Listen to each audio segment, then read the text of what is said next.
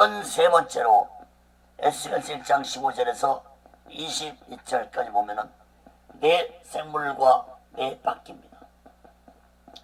하나님은 에스겔에게 내 생물, 즉 천사들의 모양을 보여주신 후에 바퀴를 보여주었는데 세 가지로 살펴보겠습니다. 첫째, 바퀴의 구조입니다. 에스겔서 1장 15절에서 16절 봅니다. 내가 그 생물을 본즉 그 생물 곁 땅 위에 바퀴가 있는데 그 내 얼굴을 따라 하나씩 있고 그 바퀴의 형상과 그 구조는 내시 한결 같은데 항옥 같고 그 형상과 구조는 바퀴 안에 바퀴가 있는 것 같으며 바퀴는 내 생물의 내 얼굴을 따라서 하나씩 곧 4개가 땅에 있었습니다. 먼저 바퀴의 모양과 구조를 살펴보면 색깔은 항옥이었고 네 바퀴는 똑같은 모양을 가지고 있었고 구조는 바퀴 안에 또 바퀴가 있었습니다. 두 번째로 바퀴의 특징입니다. 에스겔서 1장 17절 19절을 봅니다. 행할 때에는 사방으로 향한 대로 돌이키지 않고 행하며 그 둘레는 높고 무서우며 그 네 둘레로 돌아가면서 눈이 가득하며 생물이 행할 때 바퀴도 그 곁에서 행하고 생물이 땅에서 들릴 때 바퀴도 들려서 바퀴의 둘레를 보면은 두 가지 특징을 가지고 있었는데 첫째는 높고 무서웠다는 것입니다. 바퀴 자체가 높고 무서운 것이 아니라 하나님이 그 바퀴를 사용하실 때 높고 두려운 것이 되는 것입니다. 둘째는 바퀴 둘레에 눈이 가득했는데 이것은 곧 하나님이 바퀴를 사용할 때 사방을 통찰할 수 있는 눈이 될 수 있다는 것입니다. 다시 말해서 내 생물과 내 바퀴는 하나님의 도구에 불과하다는 것입니다. 그들 스스로 어떤 능력을 가지고 있다는 것이 아니라 하나님이 함께 하실 때 내 생물도 바퀴도 하나님의 능력으로 사용될 것이라는 의미입니다. 이 네 바퀴는 곧 내 생물들과 항상 함께 하였습니다. 다시 말해서 내 생물이 사용한 네 바퀴는 천사들의 도구가 아니라 하나님의 도구라는 사실을 깨닫기 바랍니다. 세 번째로 하나님의 영과 바퀴입니다. 에스겔서 1장 20절에서 21절입니다. 어디든지 신이 가리하면 생물도 신이 가리하는 곳으로 가고 바퀴도 그 곁에서 들리니 이는 생물의 신이 그 바퀴 가운데 있습니다. 저들이 행하면 이들도 행하고 저들이 그치면 이들도 그치고 저들이 땅에서 들릴 때에는 이들도 그 곁에서 들리니 이는 생물의 신이 그 바퀴 가운데 있음이더라. 20절 21절 끝에 보면은 생물의 신이 그 바퀴들 가운데 있음이라고 두 번 반복해서 말씀하고 있습니다. 즉 바퀴들은 하나님의 영이 가고자 하면 가고 서고자 하면 섰다고 했습니다. 사랑하는 여러분, 바퀴는 곧 도구입니다. 그 도구가 아무리 높고 무섭다 하더라도 하나님의 영이 함께하지 않으면 무용지물이 되고 맙니다. 바퀴가 온전히 제 역할을 할 수 있는 것은 내 생물과 함께 움직일 때 제 역할을 할 수 있는 것이고 내 생물 역시 하나님의 영이 함께할 때 온전한 역할을 할 수 있다는 사실을 말씀해주고 있습니다. 사랑하는 여러분, 하나님이 에스겔에게 바퀴를 보여주신 것은 에스겔 너는 이제 하나님의 도구가 되어서 온전히 순종하라는 영적 의미가 숨어있는 것입니다. 사랑하는 여러분, 사명자가 아무리 뛰어나고 똑똑하다 할지라도 하나님의 도구에 불과하다는 사실을 깨달아야 할 것입니다. 그런데 오늘날 이 시대에 성령을 마치 자신의 도구로 사용하는 자들이 많은데 성령은 절대로 인간의 도구로 사용될 수 없을 뿐만 아니라 성령께서 허락하지도 않습니다. 그렇다면 그들이 사용하고 있는 성령이라는 이름은 예수 그리스도의 영이 아니라는 사실입니다. 다른 영으로 다른 예수를 전하고 다른 복음을 전하고 있는 것입니다.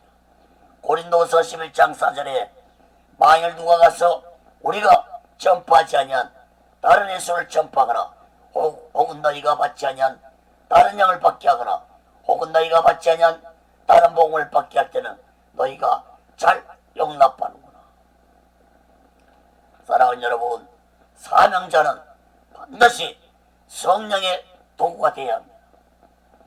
성령의 도구가 되지 못하면 절대로 하나님의 사명을 감당할 수 없다는 사실을 마음 깊이 깨닫고 오직 예수 마음과 오직 예수 신앙으로 성령 충만해서 사명을 온전히 감당하는 지혜로운 자가 되시기를 예수 그리스도로 간절히 축원합니다. 세 번째로 궁창에 있는 하나님의 보좌입니다. 에스겔서 1장 22절에서 24절까지입니다. 에스겔 선자에게 내 생물의 모양을 보여주신 하나님은 이번에는 궁창 위에 있는 하나님의 보좌를 보여주었는데 세 가지로 살펴보고 말씀을 마치겠습니다. 첫째, 수정 같은 궁창입니다. 에스겔서 1장 22절에서 24절 봅니다. 그 생물의 머리에는 수정 같은 궁창 형상이 펴있어 보기에 심이 들어오며 그 궁창 밑에 생물들의 날개가 서로 향하여 펴있는데 이 생물은 두 날개로 몸을 가리었고 저 생물도 두 날개로 몸을 가리었으며 생물들이 행할 때 내가 그 날개 소리를 들은 즉 많은 물소리와도 같으며 전능자의 음성과도 같으며 떠드는 소리 곧 군대의 소리와도 같더니 그 생물이 설 때 그 날개를 들이우더라. 궁창은 넓은 공간을 의미하는데 22절에는 네 생물들 머리 위에 수정 같은 궁창이 있다고 했고 23절에는 그 궁창 밑에 생물들이 즉 천사들이 날개를 펴고 자신들의 몸을 가리고 있다고 했습니다. 또한 26절에 보면은 궁창 위에 하나님 보좌가 있다고 했습니다. 그러므로 이 궁창은 하나님 보좌가 위치한 넓은 공간임을 의미해 주고 있습니다. 이러한 수정 같은 궁창 안에 천사들이 하나님의 명령을 기다리고 있는 모습을 에스겔 선자는 보았습니다. 또한 천사들이 두 날개로 몸을 가리었다는 것은 하나님 앞에 겸손한 모습을 의미해 주고 있습니다. 15절 21절에서 나온 네 바퀴를 볼 때 전체적으로 본다면 마차를 연상케 합니다. 이 마차에 탄 천사들이 움직일 때 많은 물소리가 같고 하나님의 음성과도 같고 군대가 움직이는 소리와 같다는 것은 곧 천사들이 하나님의 명령을 기다리면서 언제든지 출동할 수 있는 모습이라고 볼 수 있습니다.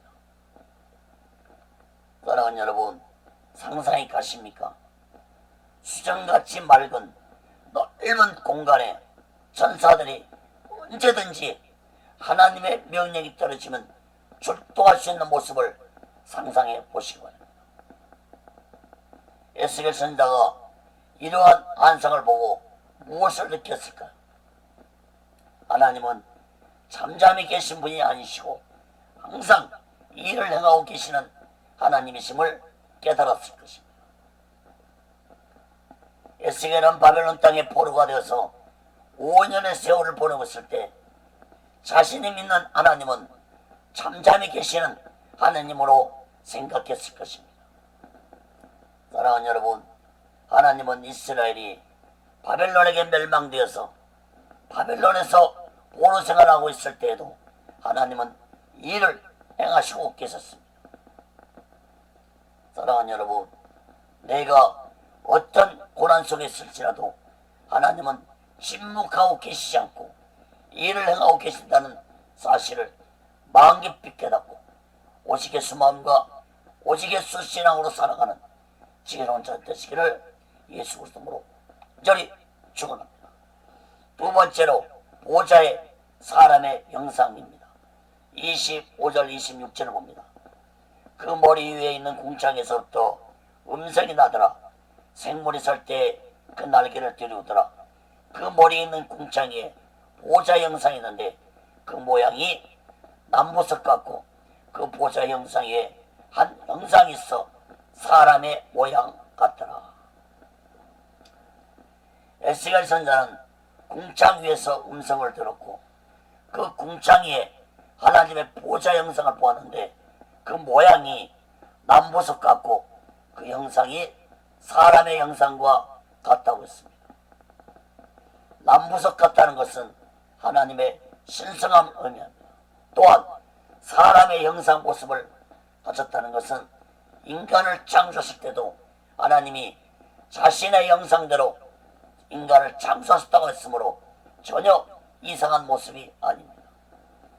창세기 1장 27절에 보면은 하나님이 자기 형상 곧 하나님의 형상대로 사람을 창조하시되 남자와 여자를 창조하시고 사랑하는 여러분, 하나님의 형상대로 창조된 인간이 하나님을 믿지 못하고 섬기지 못한다면 그것이 얼마나 큰 죄악인지 인간들은 깨달아야 할 것입니다. 하나님의 형상대로 지음받은 여러분, 오직 예수만과 오직 예수 신앙으로 하나님의 영광을 위해 살아가는 지혜로운 자 되시기를 예수 그리스도로 간절히 축원합니다. 세 번째로 영광의 형상입니다. 에스겔서 1장 27절에서 28절 끝절까지입니다. 내가 본즉 그 허리의 모양은 단새 같아서 그 속과 주위가 불같고 그 허리 이하의 모양도 불같아서 사면으로 광채가 나며 그 사면 광채의 모양은 비오는 날 구름에 있는 무지개 같더니 이는 여호와의 영광의 형상의 모양이라. 내가 보고 곧 엎드려 그 말씀하시는 자의 음성을 들으니라. 27절 28절에 에스겔 선자는 내가 보았다고 두 번 말씀하고 있습니다. 에스겔 선자가 보좌에 앉아 계시는 사람의 형상을 보았는데 그 모습이 어떠하다고 했습니까? 허리 위의 모습은 단새 즉 빛난 금속 같고 그 속과 주위는 불 같았고 또 허리 아래 부분을 보니까 허리 아래 부분도 불같은 광채가 사면에 무지개 같은 모습으로 나타나고 있었는데 이것이 곧 하나님의 영광의 형상이라고 에스겔 선자는 말했습니다. 다시 말씀드리면 한마디로 보좌에 앉으신 하나님의 형상은 온몸이 광채가 나며 불처럼 타오르고 있었습니다. 이 놀라운 광경을 본 에스겔 선자는 하나님의 영광 앞에 엎드렸고 하나님의 음성을 들었습니다. 그 음성을 듣는 말씀이 2장 3장에서 들려주신 음성이고 에스겔서 끝장까지 계속되는 말씀입니다. 어떤 말씀이었는지 2장 3장에서부터 자세히 살펴보겠습니다.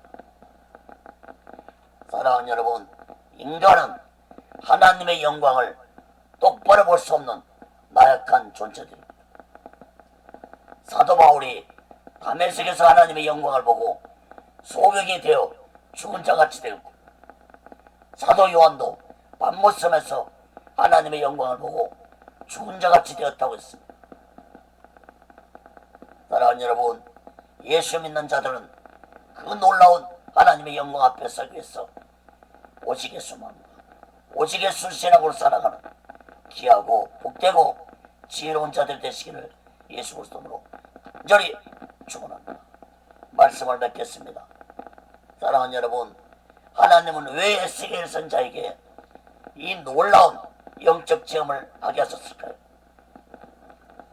당시에 예루살렘은 바벨론에게 멸망받기 8년 전이었습니다. 에스겔 선지자는 바벨론 2차 포로 때 잡혀와서 5년 동안 자신의 나라가 멸망되어져 가는 것을 보고 아무것도 할 수 없는 자신을 바라보고 낙심하고 있었을 것입니다. 1장 3절에 보면은 하나님의 권능이 에스겔에게 특별히 임하였다고 말했습니다.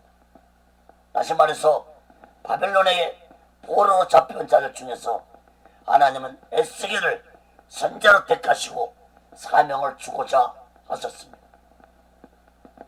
이방 땅 바벨론에서 선자로 택함을 받은 에스겔에게 하나님은 먼저 에스겔에게 놀라운 영적 체험을 하기 위해서 강하고 담대한 자로 세우시고자 하셨던 것입니다.